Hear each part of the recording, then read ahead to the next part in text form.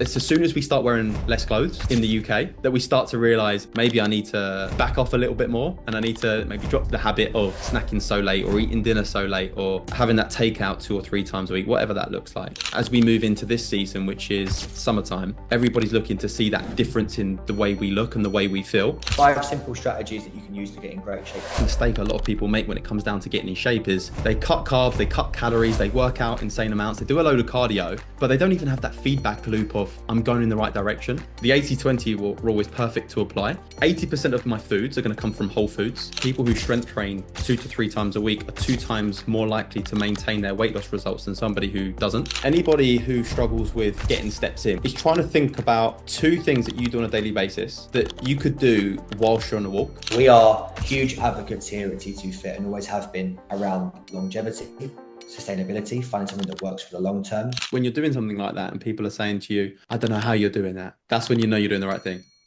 Hello and welcome to the T2 Fit Talks podcast, where we aim to educate and inspire individuals to achieve their full potential. I am your host, JT, and today we have something I can say is a little bit different. I'm joined by, as you can see here, Luke Turner. We're going to be going through the 5 simple strategies that you can use to get in great shape this summer. And obviously I'm joined, as I said, by Luke here.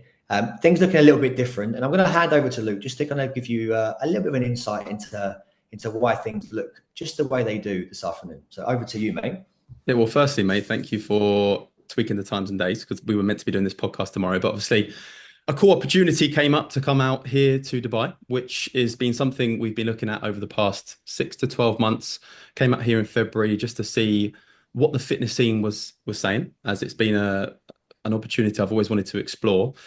Had a conversation with somebody on Friday, flew out here on Sunday morning, and yeah, things are looking pretty exciting. That's all I can say at the moment. So that's why my backdrop is of a hotel room. But it's probably the best backdrop I've ever had on a Zoom call. I won't lie.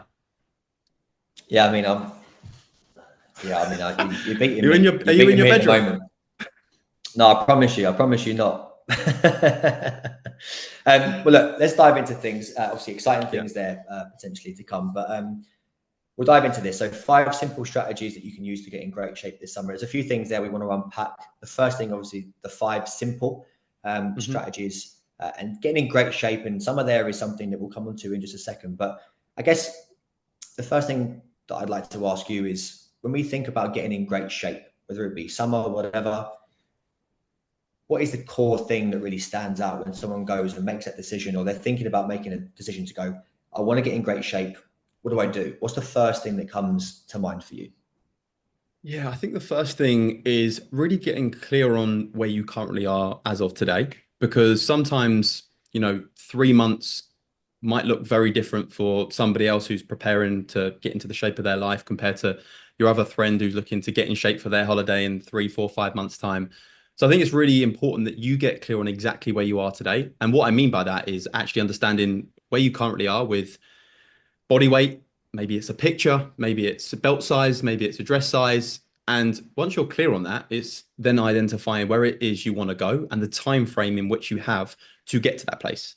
Because you want to be able to measure each week, each day, in fact, especially when you have a short time frame, let's say 6 to 12 weeks. You want to make sure that that goal that you have, you're getting a little bit closer to it each time. But I think the first mistake a lot of people make when it comes down to getting in shape is they cut carbs, they cut calories, they work out insane amounts, they do a load of cardio, but they don't even have that feedback loop of I'm going in the right direction. So as soon as they have a dip in motivation, they're like, am I even really seeing any changes? But if you have the measurement there from the very first day, and each day that you track, you're going to be clear and more disciplined with your actions moving closer towards that goal. So that's where I would start. What have you seen? So I think, like I said, I think having a clear goal is super important. I think having the reality and the realization of where you are right now at a starting point is super, super important. But one of the things that comes to my mind, and Cass actually spoke about this in a very recent summit that we did here at HQ, we were talking about getting in really good shape. I think often we think about, being in great shape as, sub 10% body fat, looking lean, mean, etc., etc. But it hasn't always got to be that way in my eyes. And, it could just be, feeling better off the back of an injury, being able to be more mobile, being happier to move around, using the summer months and days, longer days, getting out and about with friends and family, and just feeling like you can move and be healthier and be fitter. It's not about necessarily Absolutely. being ridiculously ultra lean, and the best shape of your life might not be cover model on a magazine ready. It just Yeah. might be that you can actually go out and enjoy spending time with your children and loved ones in a park, kicking a football around or throwing a frisbee around or whatever, being in the water if you're down in Brighton or wherever. I don't know, but I think it's a really important part that Hmm. people often miss out on. Would you agree? Yeah, 100%. 100%. I think although the aesthetics and the aspirational side of things of getting into great shape is the North Star, I think as you work towards that, all those things you've just mentioned should be things that come as a byproduct. And they're not necessarily the things that spark your inspiration to want to get in life-changing shape, but it's those things that come as a byproduct of it. But it also doesn't mean that, success objectively looks like you having a six pack or being a cover model. It's actually just you dropping a couple of pounds, living a healthier lifestyle, waking up with more energy, being able to do more with the kids. I think the success of what you perceive as being successful with your health and fitness journey has got to be ultimately down to exactly where you currently are and what is important to you. Because what's important to you is very different to every other person on this planet. There's 8 billion people on this planet. Everyone is looking for different things. And, I would say most people, though, that we work with, and especially people that I come into contact with, are looking for just that extra little bit of squeeze out of life, that extra 10, 15% out of a day, that little bit more quality time over the weekend that they're able to go and play with their kids in the park without bending over a bench trying to get their breath back. And, those little things are incredibly important. But I think the initial part, especially the season that we're going to go through, being able to, I naturally see it when it comes down to people booking more calls with us and even just speaking with more members on the gym floor. It's as soon as we start wearing less clothes in the UK that we start to realize, oh, maybe I need to like, you know, how I've moved into December, January, February. I need to back off a little bit more and I need to maybe drop the habit of snacking so late or eating dinner so late or having that takeout 2 or 3 times a week, whatever that looks like. And yeah, I think as we move into this season, which is summertime, everybody's looking to see that difference in the way we look and the way we feel. So yeah, I'm completely with you on it. But I also think that um, if you're looking for those things, actually having the North Star of seeing some changes in your body composition and feeling more comfortable in your clothes is just as an important objective that you look to try and achieve because all those things come as a byproduct. Yeah, 100%.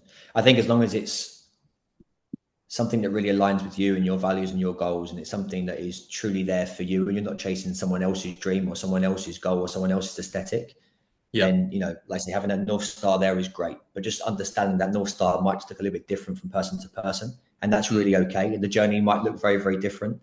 The goals and milestones that you hit along the way might look different. They might be few closer or further apart than others. But as long as you're on your own journey and you're happy and you're seeing the results, feeling the results, I think you're in a great place. And obviously, we've mentioned summer here quite a few times, and we Mm. were just chatting before we went live on this. It's so important that people understand that, okay, we're talking about summer, but all the things that we're going to mention here, these 5 key steps, these simple steps,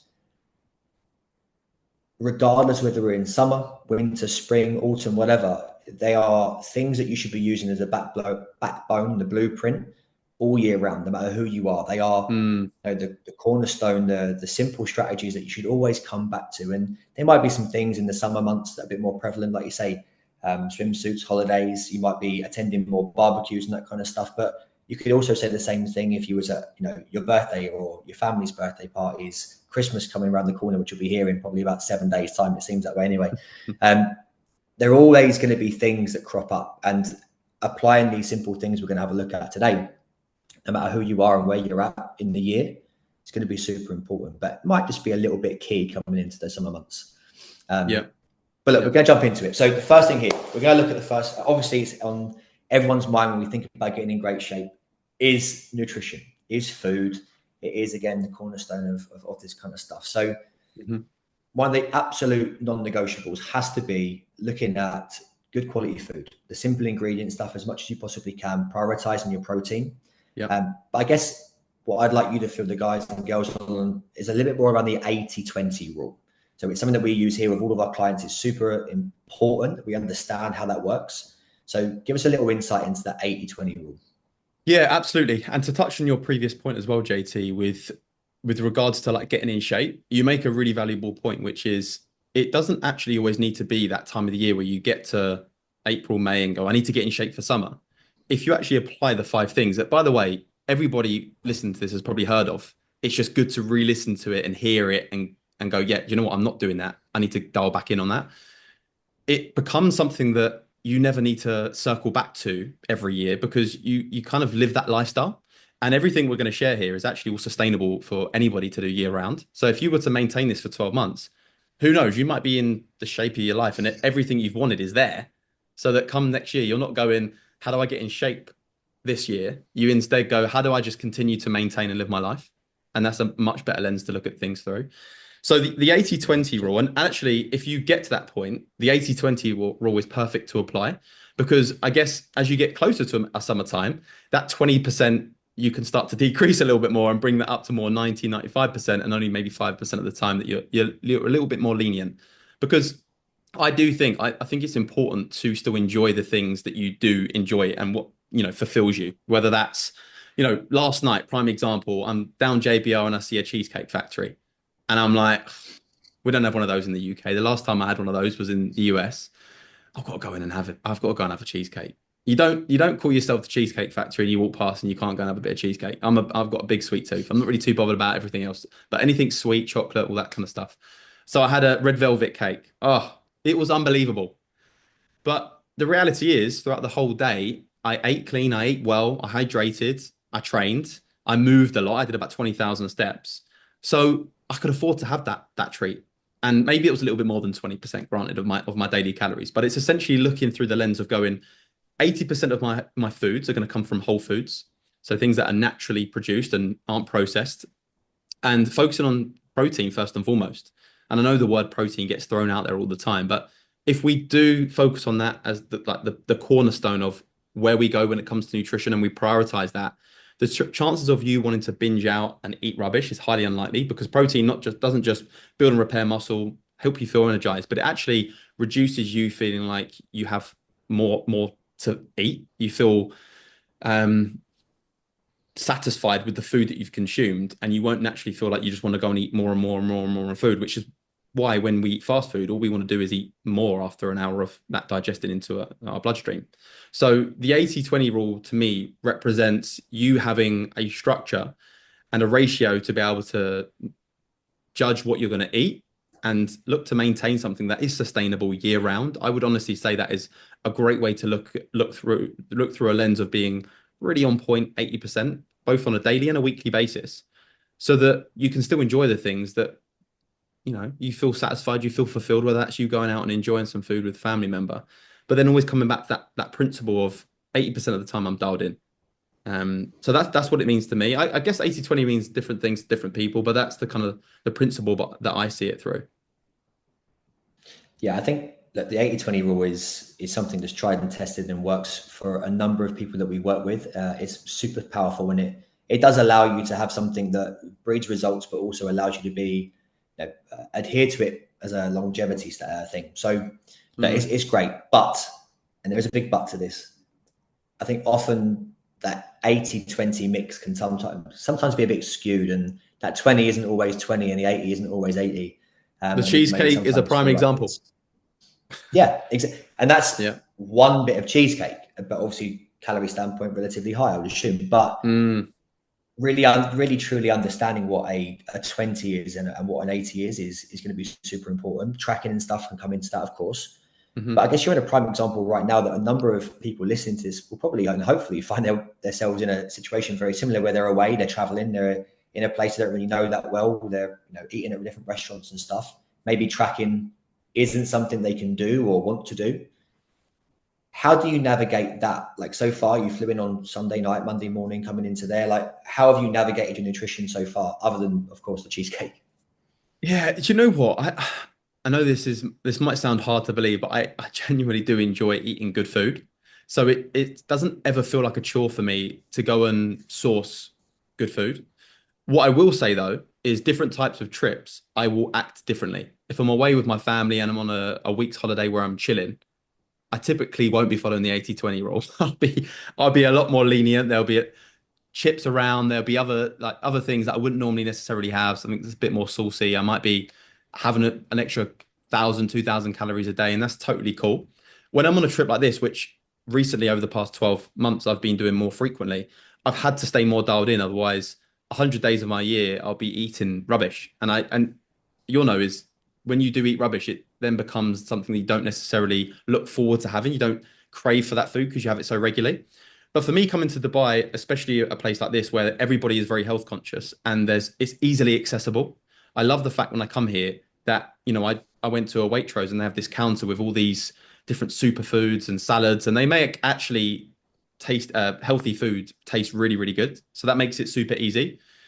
But what I really focus on when I come away, and I guess we'll dive into more of this because it actually ties in with all five of these. I don't have any liquid calories because other than sparkling water and coffee, I don't really drink anything else. Um, I focus heavily on movement on a daily basis, so I try and make that one of my non-negotiables. I try to train every single day and follow a program that I would do in the UK. And again, I wouldn't necessarily do that if I was traveling with family and I was away. I'd have a bit more downtime, a bit more chill, but that's all factored in. But when you're doing a last minute trip, I try and keep things as normal as I possibly can. So I don't track, I don't monitor what kind of calories I'm having. I just go based off of when I'm hungry, how I feel, and I'll go by the eye. And that probably has come from years and years of tracking and understanding nutrition and what my body needs and how I feel. I think that's really good feedback as well for anybody who is unsure on what to eat, is understanding how that food made you feel directly after it and hours after it. Because if you feel sluggish and tired, chances are the food you've just had may not necessarily be the best option. So I've just found what typically works for me. And I feel that every person is slightly different, but on a holiday, I typically try and reduce so much the carbs that I'd usually have and focus more on protein and high fats. And I just stay hydrated as much as I possibly can. Over here, I'm drinking 4 or 5 liters a day. And that's really served me well. Yeah, I think having like a little survival kit's really, really key in these situations. But I I do holidays probably a little bit different to you. My liquid calories are definitely going to be higher, I would assume. Mexico was But a that is what it treat. is. It was indeed. It was indeed, and so was Cornwall. But these things happen. But there's a couple of things that that I know that if I do them, I can get away with it to a certain degree. I can still enjoy those additional liquid calories, and that is if I know it's going to be a bit more heavy on that side of things, then the food that I'm eating is just going to be that little bit cleaner. It might not be perfect, but I am just going to prioritize the higher protein foods. I'm going to try and avoid the excessive bits that I really just don't need, because I know for a fact that that evening or that afternoon, both, that the liquid calories are going to be a little bit higher. And I know that, and I've accepted that, and it is what it is, and it's about having a plan and planning ahead a little bit. But in the morning, I know full well that protein, the breakfast that I have is going to be really, really high in protein. You mentioned it earlier for satiety levels, feeling fuller for longer. I know for a fact that if I get that first meal in, I've started my day off the right way with some movement as well, because I'm either training or I'm out and about enjoying local areas or whatever. I'm going to feel so much better. I'm going to feel fresher. I'm going to be in a place where I can actually make better decisions. I'm not going to feel too tired or sluggish, fatigued. So I can balance it well. But I know that I've started every day in the best possible way. I know it works well for me, but I can still, go through 7 to 10 days of having, relatively high liquid calories, but without having too much of a detrimental effect. And those days where if I am going to be eating a high calorific kind of meal side of things, so I know I need to pull back on the liquid side of things. So it's just about having a plan, knowing what works, being honest with yourself, and just going, okay, well, if I'm going to prioritize this day, I'm going to pull back here. Actually, if this one takes priority, I'm just going to pull back here. And it's really how I start my day. Yeah. And like I said, the protein element is going to be so key. I think you also tell yourself, you set the trajectory of the day when you start like that. If you start on the pastries and all the rubbish, that's going to fall into you not being that satisfied. And in a few hours, you're like, oh, what's at the bar? It's 11 a.m. What can I grab? What can I have?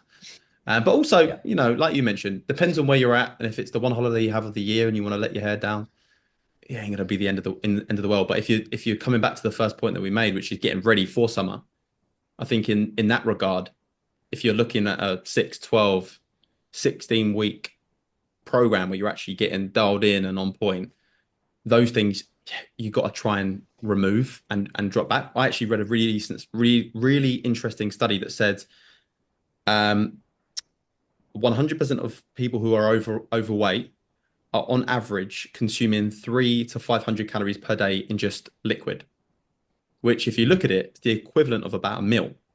So if you're having 400 or 500 calories per meal, you've gone from 3 meals a day to only two, and the rest coming from liquids. So you don't get as much bang for your buck, and it doesn't fill you up. You feel like crap if you're having alcohol, and you're only going to wake up the next morning and go, "What can I have that's tastes amazing, that's quick, that I can grab and potentially order to my house?" And then that's when the snowball effect comes in, and then Monday we're back to square one again. So that's why in terms of dieting and even just getting ready for summer, I'm a big believer in trying to drop down alcohol calories as much as I possibly can. Not because of the detrimental effects of that instant and that calorie being something that can affect your like how you store body fat, but actually the decision you make on the way home, the way you feel the next day, and everything Mm. from recovery to your training to nutrition, 24, 48, 72 hours later, it just is completely different than if you were to just have maybe a couple of drinks or no drinks whatsoever. Yeah, 100%. It's so true. It's so, so true. Guess the liquid calories and the sugary stuff, the two real key things there that they're just empty calories. You get no, as you mentioned there, no bang for your buck whatsoever from a nutritional standpoint. It's going to continually spike hunger cravings. You're going to feel so low on energy, so sluggish. And you're constantly then, as you mentioned, looking for that dopamine spike of the next palatable food is going to give you that next spike, that next kind of high, if you will. Mm, And it just sets off this whole kind of just hamster wheel of just chasing more palatable foods every single time. You got to break that cycle at some point, and when you do, actually, you feel so much better, so much more clear. But we know the way the brain works that when we're in that state, we go for comfort, we go for ease. Like you say, the Uber Eats comes in, and it's just like, well, what's going to be easy for me right here? What's going to mm, be not the most nutritional choice, but what's just going to be comfort food for me? What's going to make me feel better? And again, it's that short term yeah, idea rather than a long term idea. So yeah, we yeah, know that stuff always going to creep in. But look, protein number one, key, making sure that we're just trying to cut back on the liquid calories and the sugary foods as much as we can, the empty calories. yeah, Stay hydrated, as you mentioned, is going to be so, so key. And if you are drinking, look, go for the better options, the low calorie options, the mixers. Think about what you're mixing it with, because there are better options. You've got low alcohol options there as well hmm, nowadays, where you can actually still feel part of that social event yeah, yeah, without yeah, maybe yeah, consuming so much alcohol, so many calories. But yeah, then, always just making sure we're aware of that 80-20 rule, but then really mm, making sure that it is an 80 and it is a 20. And there are days where it might be slightly skewed, but come back to that baseline as soon as possible. And don't, yeah, if you've had those days or those evenings where you've gone a little bit too far, don't restrict and punish yourself for that. Just get back on track normally is another mm, key thing there as well. And I think if you're following those relatively simple steps for the first part of nutrition, we're in a pretty good place. yeah, I agree. And even with the protein side of things, I think if you can prioritize that, a bit like what you just said about setting yourself up for success with breakfast, it it really will. Like prioritizing that. You mentioned earlier as well about it just having high satiety levels so you feel fuller for longer. That just means that when it comes to you feeling hungry, when the old myth goes, don't go shopping when you're hungry. Eat protein Mm, before you do anything else. That maybe need to be a new saying that we piggyback off of that, because when you have protein and you get to the rest of the things, by the time you actually have the opportunity to have the sweet treat or have the extra calories, you're more than likely to go, you know what, I'm good. I'm good. And if you can control what you put in your mouth, it is one of the most, uh, without sounding weird, one of the most powerful ways for you to be able to move to the next level. Because when you can say no to certain foods that you've always said yes to, oh my goodness, what that would unlock when it comes down to a no being in the way of a workout, you'll find a way to do it. The habit that you build by not having that food that you know is going to F with your diet, I think it's one of the most powerful habits that you can build. Yeah, 100%.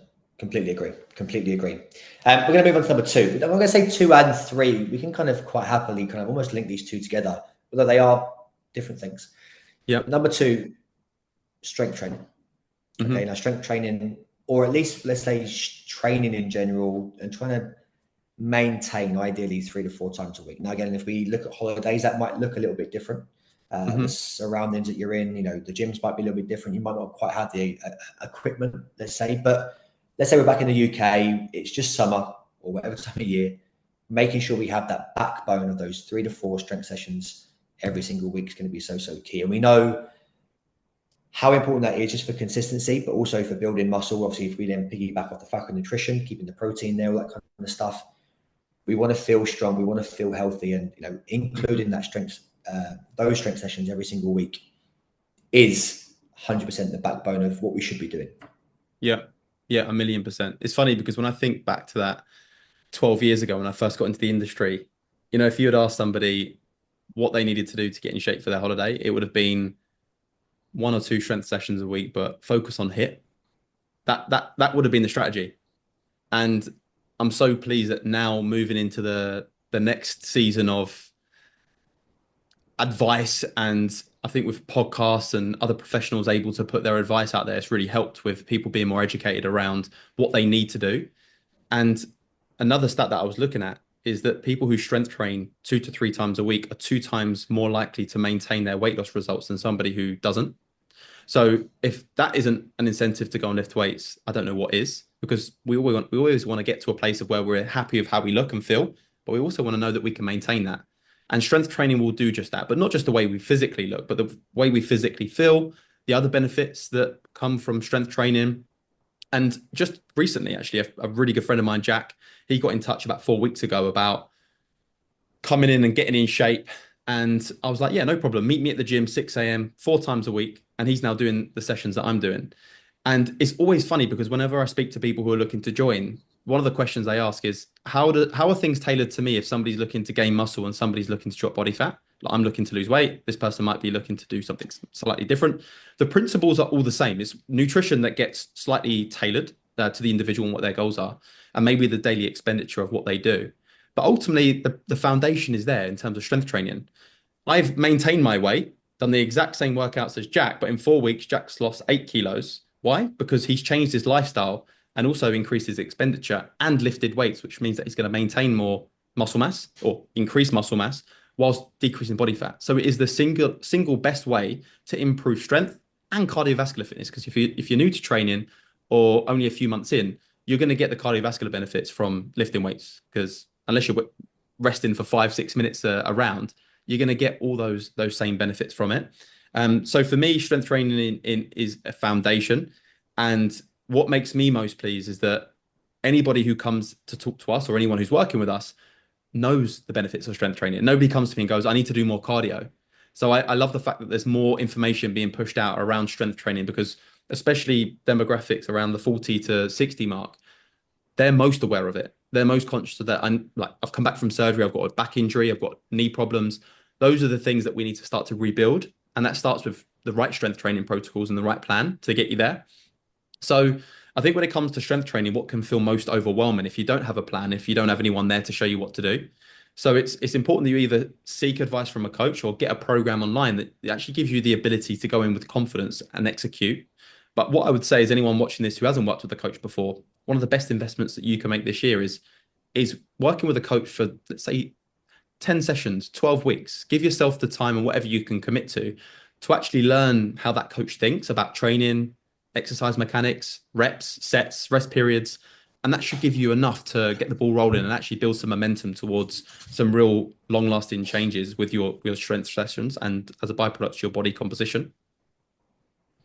So, what's the advice there though when someone has a holiday come up, or Hmm. a time where there's a lot of social events coming around? The liquid calories are maybe hitting quite hard from the weekend. Comes to Monday morning, oh, I don't really feel it. They come off the back of 12 weeks or 16 weeks or whatever it could be of real consistency, seeing linear progression. They come into the gym, they feel a little bit sluggish, or sitting at home thinking, I've got a session. Like, what's the advice to someone in that situation? and they're working towards a goal. Yes. Yeah. I'm a big fan of having my goals written down and looking at them every single day, 3 times a day. And usually when I'm not feeling like doing it, I look at them and I'm like, okay, that's the goal. I'm not there yet. I need to go and do this workout. If that isn't enough, have something linked to that goal being achieved. So for example, when I set goals, I have 12 power goals for the year, bit of fitness, bit of business, bit of stuff for my own stuff. And I'll always link something to it. It might be something that I want to buy in that year. Might be like one of my goals is to do an hour and a half marathon. And with that, the reward is a coffee machine that I want to get for home because I've not got a coffee machine that works. So I'm like, that's my reward. I've wanted to buy that this year, but until I hit the goal, I'm not going to get the coffee machine. Another way to look at it is I always try to link holidays to my goals. So I've booked something for December for me and my partner to go and have a spa day, but I'm only able to do it unless we hit the sub 60 high rocks. And when somebody else is affected by the goals that you don't achieve, woo, do you become more laser focused and dialed in on that goal? And when we talk about motivation and not feeling like we want to go, it's doing it even when you don't feel like it.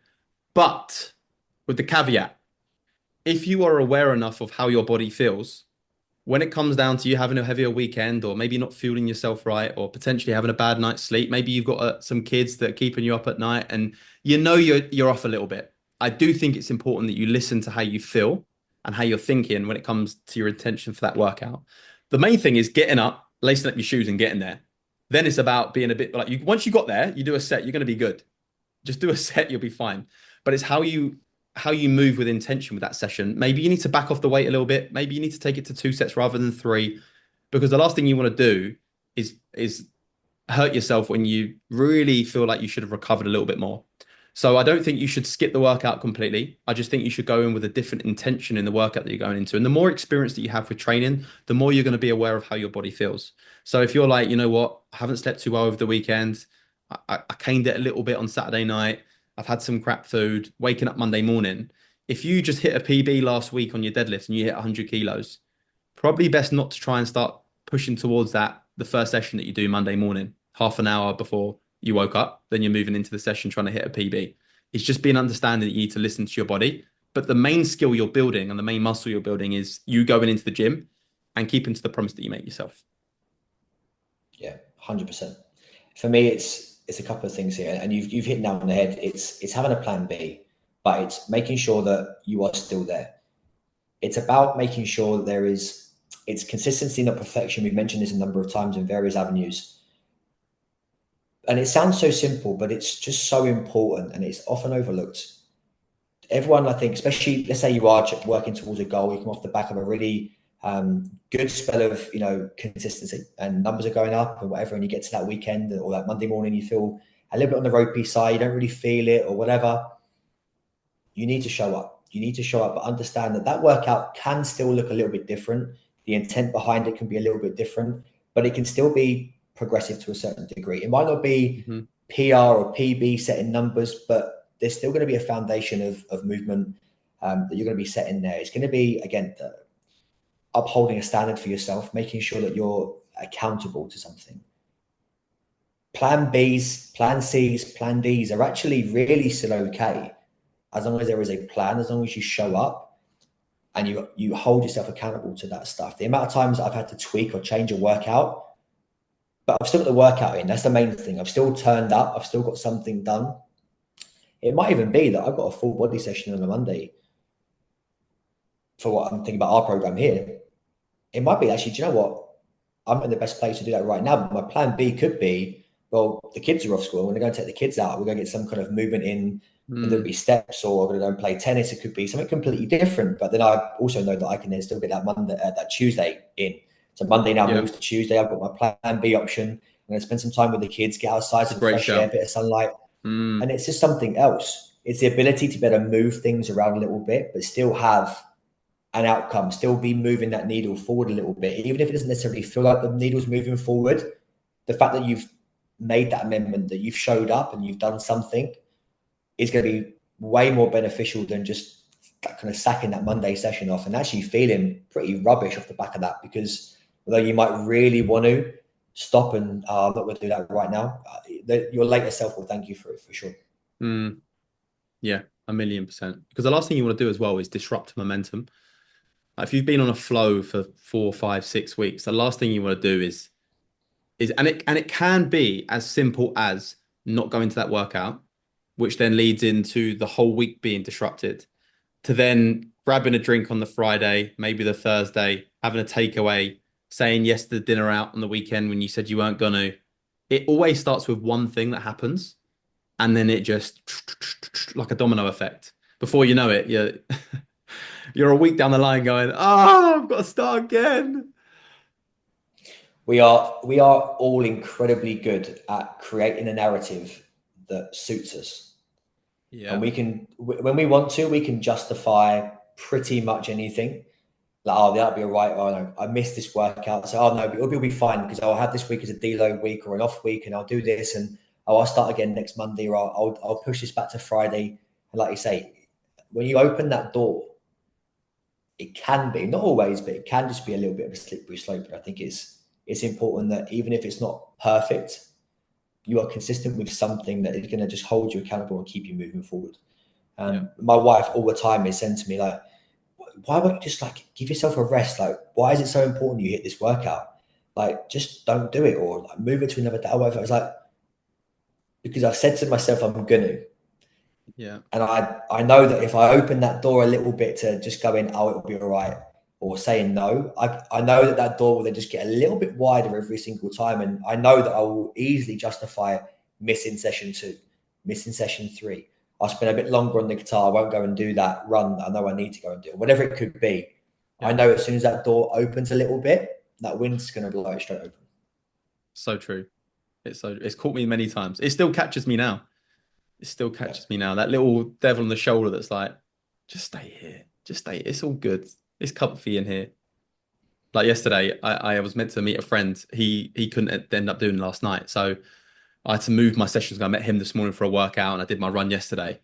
And 40-degree heat outside. It was 4 o'clock, and I'm like, I'm gonna have to go on the treadmill and I'm gonna have to get this done. I've run on a treadmill for years, just staring at a mirror for 11K. I was like, oh, but if I didn't get it done, I'd then been doing a double workout today, or I would have talked myself out of it and gone, you've had a busy day, Luke. You've had a busy day. You've done your workout this morning. You don't need to run tonight. But you know what? When you get it done, though, JT, as well, it's the best feeling in the world. Once you do the thing that you didn't want to Yeah. do, that 5% of your day, you're like, oh, I can actually, well, the rest of my day is mine. Like you don't feel you're not beating yourself up, and yeah, it's the one. What's that then? Are we on number 4 or 5? I've So lost that's, track. we're coming on to 3, mate. We're 3, getting there. bloody So hell. no, I'll tell you why. So that was 2. So we can tie 3 in pretty lively, and that is around walking steps and something we call NEAT, which is your non-exercise activity thermogenesis, which is the fancy way of saying Hmm. like you walking and stuff. The movement that essentially isn't training or exercise related. Yeah, And look, again, this is something that in the summer in particular, longer days, we get a bit more light early in the morning, a bit more light of an evening time. Maybe you're away on holiday, whatever it could be. Getting steps in is so key, so important, and something that is so often overlooked. And again, it should be one of those cornerstones, part of that blueprint, alongside the strength training, ideally. But look, if you haven't got access to a gym, there's body weight stuff that you can be doing. But at the absolute crux of it, that step count, that NEAT, um, fantastic. And look, we throw out the number of 10,000 steps, whatever it could be. It just needs to be something that is a good number for you. You know, it might be 5,000, 10,000, 20,000, whatever. Um, Keeping up that step count should be relatively easy, and something that at this time of year should be something that is really, really pleasant to do. yeah, yeah. Agreed, 100%. Especially if you're living around the Surrey area, you got like lovely scenery to go around and get your steps in. But thing I'd love to share on that is something I learned from Tony Robbins, which is called net time, no extra time. And anybody who struggles with getting steps in, which for me, when I get to the end of the day, sometimes I'm like, oh my goodness, I've hit like 2,000 steps. Is trying to think about, after this conversation, writing down 2 things that you do on a daily basis, tasks, jobs that you could do whilst you're on a walk. And when you look at things through that lens, you start to go, you know what, my excuse isn't actually that I can't get steps in. I just haven't made what I do part of my steps. So it's a phone call, maybe it's replying to emails, maybe it's reviewing some documents, whatever it is that you do on your working day, or potentially even if your kid's nursery is 2,000 steps away, that's 2,000 steps there and 2,000 back. That could be something that you look to incorporate into your day to day. So it's looking at things that you do that don't cost you any more time. You're going to have to do that thing anyway, but why don't you just do it when you can go out for a walk? Outside is best, especially this time of year.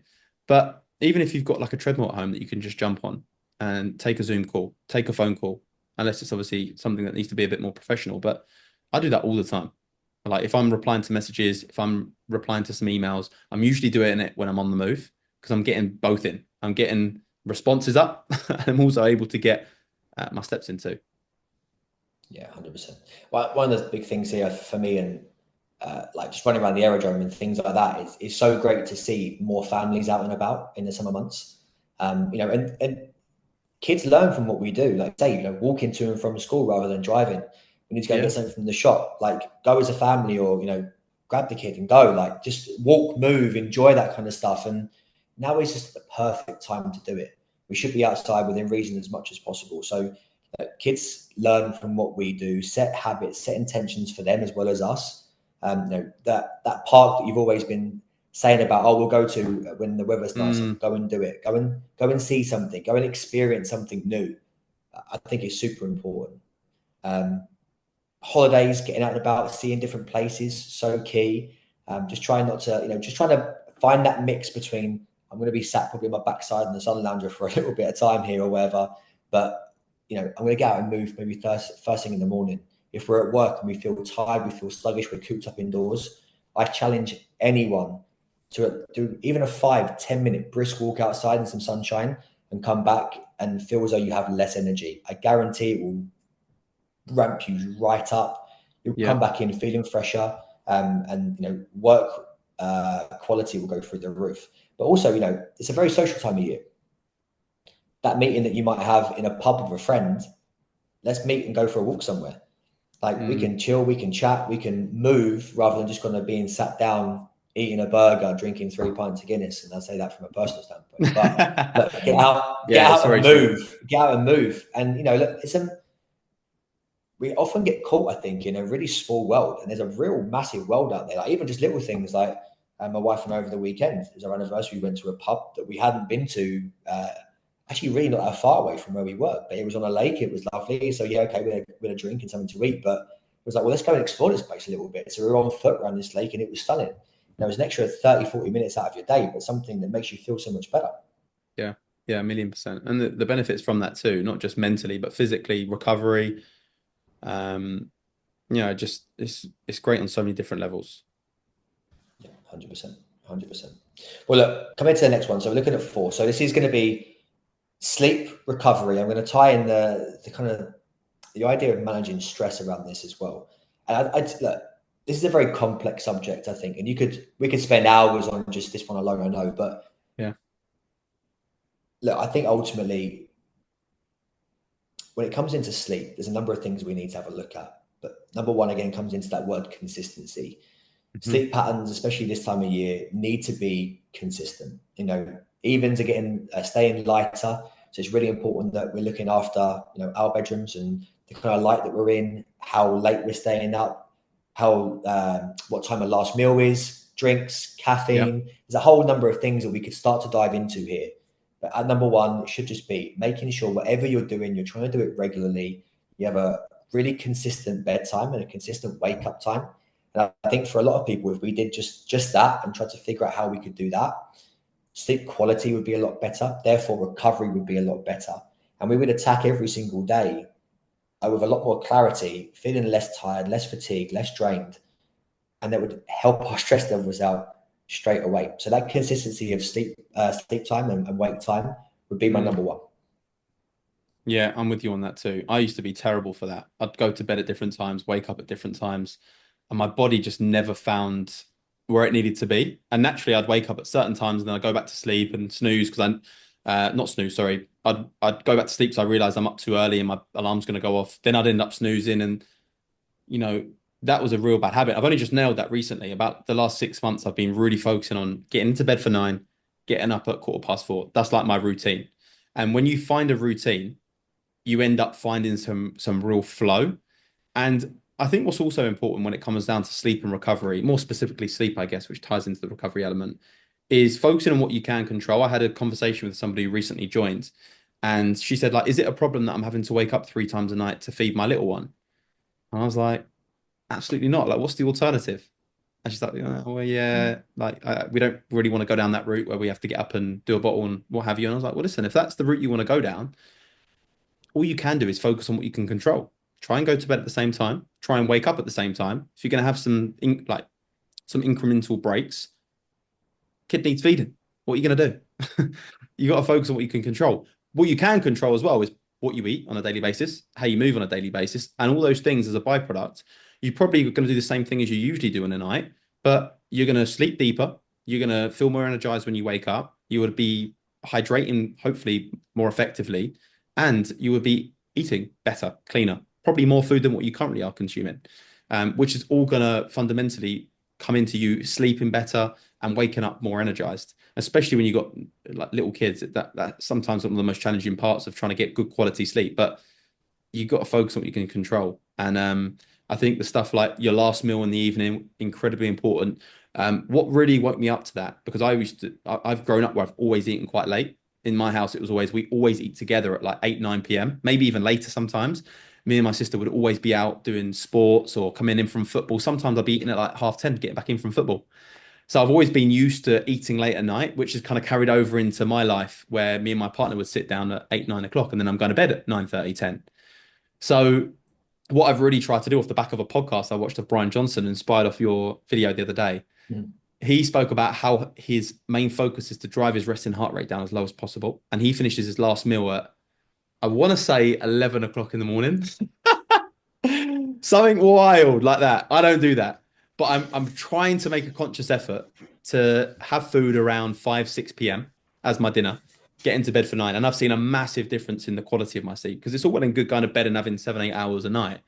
But like you said, if there's light coming in, if there's noise, if there's disruptions, if you're eating late and it's not consistent, that's going to equate to you having a really bad night's sleep. But if all the other things that you can control are focused and dialed in, then it's going to lead to you probably having a much better night's sleep. And it plays into so many different things, like we just mentioned earlier, like the recovery side of things. I know when I've had a bad night's sleep, I'm more than likely going to have a worse session, not lift as much, not feel as up for it, potentially palm off the session, and on a daily basis, not feel like my decision making is as good, my temperament is not as good, and I just looking forward to going to bed and waking up for the next day. So sleep does really affect so much in life, not just in terms of the fitness and health side of things, but actually just how you operate as a human being. Yeah, 100%. Do you know what? Your body as well is really good at lying to you, but also probably just dealing with stuff that it really shouldn't have to. And I'll get to my point in a second. But do you still use your Whoop I use my aura or ring now. anything, Aura Ring, Yeah, and you track your sleep and your sleep quality? I do. Yeah. Yeah. So I don't know if you're the same, but I know I've mentioned this to you before. So I wore that Whoop for about probably 12 months, maybe just over. Yeah. And I was really, really intrigued to see the data and kind of see how recovery was. And I really went into it with the idea that I was looking to see how I was recovering from the training that I was doing. Was I overtraining, if there's such a thing? What was my recovery like? How good was my sleep? You know, I could have fire alarms go off and I'm not waking up for no one. I was like, well, that sounds good to me, but is it really that good? So anyway, I tracked it, and I remember going away again to Cornwall on a holiday, and it should have been something where I was incredibly rested, like recovered, recharged. You know, I was doing a bit of light training in the morning. I was spending some time in the water. I was actually eating really, really clean, and I was actually in bed at a relatively consistent time. I was getting a good 9 hours, if not 10 hours of sleep. And I was really intrigued to look at the data, and I was like, well, this really should be like the perfect storm for like 90% greens on my Whoop. Like my body should be recovering, going like, yes, JT, you've absolutely smashed this. And oh, was I wrong? So I was getting up in the morning. I actually felt pretty good. I was like, okay, cool. I could go and do this and go and do that. I feel like I got a bit of energy. And I looked at my Whoop, and I'm in red on recovery. So I'm in like 20%, 30%, 15%. And it was all because of the alcohol that I was consuming. So Mm. the food element was actually pretty consistent. I was not stressed in any way, shape, or form. I was going to bed at a consistent time, waking up at a consistent time. I felt good. But the only thing there was alcohol. And I'm not even talking going through 8, 9, 10 pints and having an absolute session. This is 1 or 2 drinks. I was being Wow. really reserved. I was actually training for something at the time. So I was really quite good with all my stuff. But 1 or 2 drinks here and there, and it would knock me for 6. But had I not seen that data, I would never have known that my ability to recover was hindered by it, because I wasn't drinking excessively, so I didn't feel bad from the alcohol element. I didn't feel sluggish. But what it was telling me was my heart rate was jacked up through the roof, even with 1 or 2 drinks. The sugar, the alcohol itself, and I can actually, now I'm more aware of it. I can really feel it if I'm laying there at night time. If I've had one, even Yeah, one yeah, drink, yeah. Oh my heart man. rate's through the roof. Um, had I not known that, I would never know that actually this, apart from just alcohol can't be good for you to recover, but I would never have known to what extent had I not looked at the data. Now, people could argue that maybe that's a negative thing, that I've now become almost too aware of it. Am I then stressing myself out about it? Now, maybe you could argue that, but I don't think so. I think just being armed with the information and understanding just how Yeah. detrimental that Gives you that really was and awareness. is to Oh me. man. Crazy. Yeah. Yeah. I think these tools are great, and at times they can be your own worst enemy, because you can wake up, feel like you've fully recovered, and you can look at that data, and if you haven't got the awareness to go, I actually feel good, you could potentially go, I feel good. Oh my God, my work score is terrible. I feel knackered. Mm. I need an early night tonight. But what I think it's really good at educating you on is exactly that, is knowing when you're preparing for something, or you're looking to really dial in on sleep and recovery, is knowing that 1 or 2 glasses ain't worth it. Or, when you trial different things and you tweak different things in your lifestyle, nutrition, sleep, you can actually pinpoint certain things that potentially are affecting you massively. So I know when I started to sleep with an eye mask, especially with a newborn, I got a 4-month-year-old. I remember for the first month, I felt like there was too much light going on. Kelly liked to have the light, like one of the lights on in the hallway. And I was like, oh, do we have to have that hallway light on? She said, yeah, I like to be able to see Nelly next to us and all that. And I was like, all right, fair enough. Well, you're getting up in the night and doing night fee, so I can't argue. I said, you know that eye mask I used to wear before Nelly was here? You wouldn't mind if I put it back on? She was like, yeah, go on then. So I didn't want to take the mick. I didn't want to be there with my eye mask, Yeah. sleeping away, having a good 7 hours while she's there getting up in the night. But it's little things like that when you tweak certain aspects of your sleep, or what you do leading up to your sleep, that you go, oh, do you know what? My score's actually really improved. And it's then knowing that all those little habits that you've perfected or you've heard and you start to implement actually having a compounded effect. Yeah, 100%. And that, John, that comes on to our last point, so number 5 is being consistent with a simple plan. And if, for the Mm-hmm. most part, if someone could find something that works for them, a simple plan, including the things that we've mentioned there, so the 80-20 rule on the nutritional side of things, maintaining the strength elements, daily steps and movement, looking at managing recovery, sleep, stress. And I'm not talking about, again, perfection at all, but just looking at those areas and going, okay, well, what things, as you mentioned a minute ago, what things can I control? What my easy wins on a daily basis? And I think the key thing there is daily basis. It's the things I do daily that are going to compound over time. Like, what can I control? What can I do? What can I implement now? Because if you can't implement them now, then arguably they're not simple. Start with simple stuff, and then you can always tweak and refine and make things a bit trickier over time. That's fine, but start with the simple things. That's the first part of this, number 5. The second part of that is there's a slight caveat to that, and especially again when we come into summer months, we're thinking about holidays and being in swimsuits or whatever. There really might become a time where you need to double down and really lock in and hyper focus. Now, we are huge advocates here at T2 Fit and always have been around longevity, sustainability, finding something that works for the long term, for the everyday individual, and not being at that necessarily extreme end of things all the time, because we know, and we've seen it time and time again from clients from previous experiences, that they set themselves in a position where they can't be successful because they can't sustain something long term. We don't want to do that. We want to look for longevity. However, there will be and maybe times where you go, okay, I've got a block here leading up to that holiday or leading up to an event, whatever it could be, a birthday, a wedding, I say off to wherever. I really want to see a body compositional change. I want to see my body fat come down. I want to look better. I want to feel more confident. And I really, really want to look into this. And that is absolutely fine to do so. It is fine to go on a bit more of an aggressive calorie deficit, to bump training up a little bit more and to be a little bit more selfish at certain times to see an end result, seeing that kind of North Star we mentioned earlier. But it's just understanding that that isn't going to be something that necessarily sustain for a long period of time, but absolutely fine to highlight a certain period of time where you can become hyper focused and do things that maybe you wouldn't do long term. Mm. Yeah, 100%, man. And you know what? That hyper focused mentality, you learn a lot about yourself when you're really hyper focused on a goal and achieving something and saying no to all the distractions that are out there. I think what what you learn most is actually that you're capable of much more, not the result that it actually gives you, but what you learn about yourself on the journey, which is the most exciting part. Um, and that's with anything in life. That's what's most exciting is not having it all figured out or not being where you want to be. But actually, if you were where you wanted to be, you wouldn't have anything to work on. So that's the exciting part, and not being too dissatisfied with where you're currently at, because that means that you've got room to get better, to grow, to improve.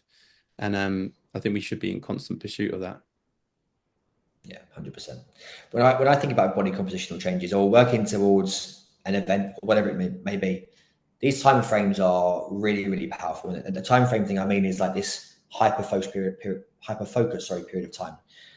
I've got 30 days, I've got 12 weeks, I've got, whatever it could be, 8 weeks to really squeeze as much out of this as possible. And the reason that I think is good, and I've used this on numerous occasions, we've used it with clients and it's really worked. It's been a game changer in many, many instances. I mentioned earlier, we're very, very good at creating a narrative that works for us. I think when you use a time frame like this, you go, okay, I've made a decision. I've had a shift in mindset where I've gone to myself, there's a very specific period of time here where something needs to happen and I have full control. I need to take control of this. There's no gray area. I think sometimes when we look to make changes, unless there's a deep enough reason behind it, it's not, I can't have sugar. It's like, well, I need to reduce my sugar. But then that very quickly goes from 1 bit to 2 bits to 3 bits, because again, that window, that door is slightly opened, as I mentioned earlier. I've got 30 days. I can't have this. So it's a blanket. It's like a cold turkey thing. I know full well that there's no additional narrative here. I can't create another narrative because I've already said, well, at the start of this, it's very black and white. It's, I can't have this. I must do this. I can't do that. And it's so clear for me. And again, for many people, it really does work. And if you remove that gray area sometimes, like you say, you learn a lot about yourself, but I think you really start to see those results. Yeah, agreed. Agreed. And when you're doing something like that and people are saying to you, I don't know how you're doing that, that's when you know you're doing the right thing. That's Yeah, all I'll it's so say. true. It's so When it's you're so out true. and someone's like, "Why aren't you having a drink? I don't know how you're not having a drink. I can't believe you're having this. I know that's your favorite food." That's when you know you're doing the right thing. So Yeah. Yeah. But again, it could be something that for that short period of time, maybe you wouldn't normally do it, but because it's a shorter time that you can do it. And you actually start to, it's the one thing other than just really important events outside of, that happen in life. It's the one thing that I've seen break bad habits of people the most. And what I mean by that is we've worked with a number of people that go, oh, I could never change this. I'm always going to be doing this. I always want that drink. But you get them to commit to a time frame of something where they really can't. That perspective changes, their mindset changes, and actually they can start to see life without it for a short period of time. And sometimes it really can just be that one nudge, that little catalyst in the right direction of them seeing life without it, feeling what it's like without it, and then going, okay, well, actually, maybe I have more control over this than I thought I did. So yeah, I think, look, number 5, being consistent with a simple plan, but understanding that short kind of sprint focused periods of time can be incredibly powerful. yeah, Yeah, 100% agree. Yeah. Cool. So, mate, Cool. what's the rest of the day look like for you over there? It's actually it's 6:30 here, so I am I'm staying in Dubai Marina, which is a walk away from Nice. JBR, which is a little bit of a happening place. So it's got loads cheesecake factory. But because of how hot it is over June, July, and August, literally, I went there in the day yesterday, and it was dead. It was literally no one was around. I was like, this is strange. And I got in my taxi on the way back, and the guy was like, oh yeah, no one's around at this time. They all come out at 6 p.m. You should come out then. So I went out there last night 'cause it's only walking distance.